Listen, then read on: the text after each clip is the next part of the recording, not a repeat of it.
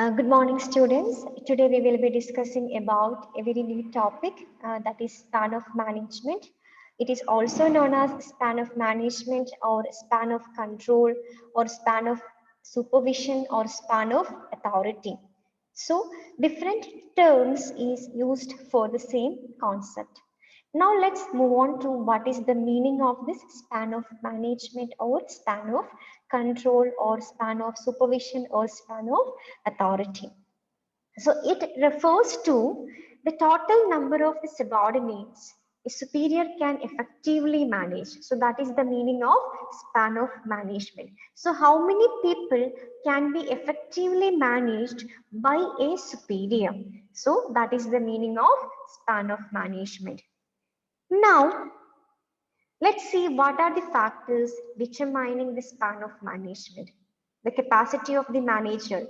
If the manager is having more convincing power, if the manager is having very good leadership skills, then he can manage more number of people. Then his span of control will be more.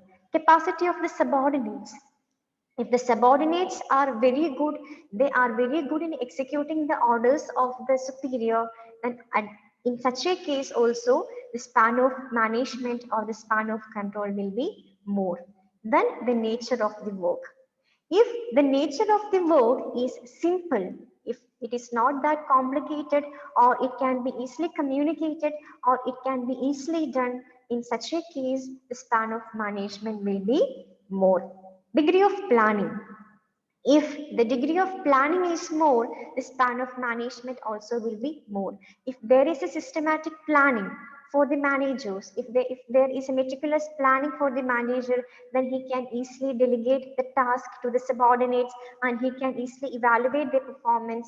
In that case also the span of management will be more. Communication system. If there is a proper communication system in the organization, if the communication can be easily delivered to the subordinates, if there is no miscommunication, then the span of management will be more than the level of management.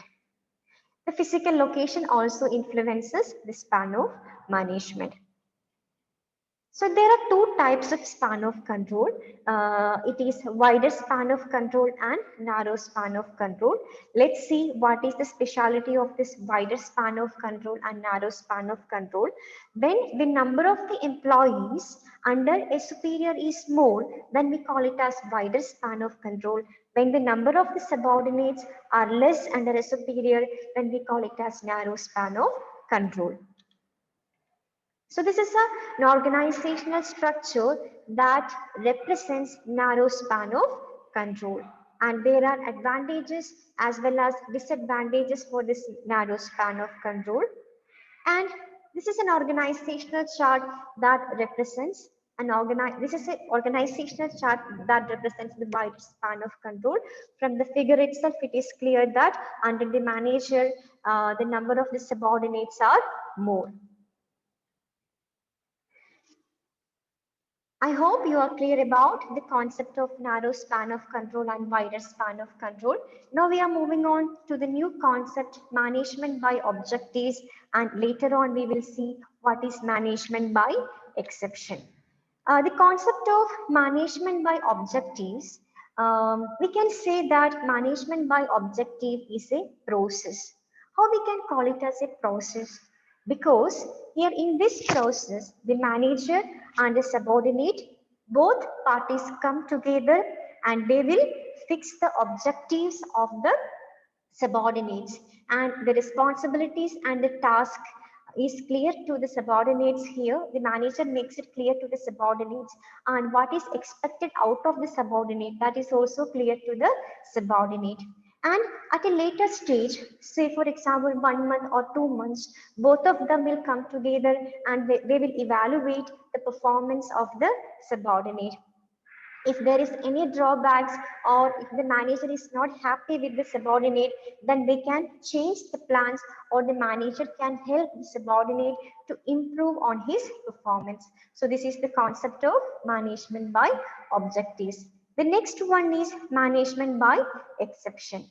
So the meaning of management by exception, or the concept of management by exception, explains that the managers will interfere only when there is a serious issue. So only when the plans are not going, only when the things in the organization is not going according to the plans, in such time only the top level management will interfere. Why they are not interfering in the daily activities?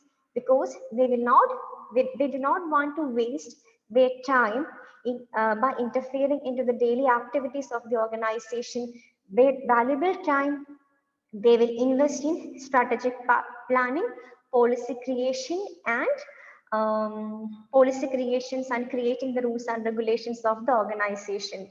So here the employees has to take the responsibilities and they have to execute the daily activities. So this is the concept of management by exception. Thank you, students. I hope you have understood these two concepts. Thank you.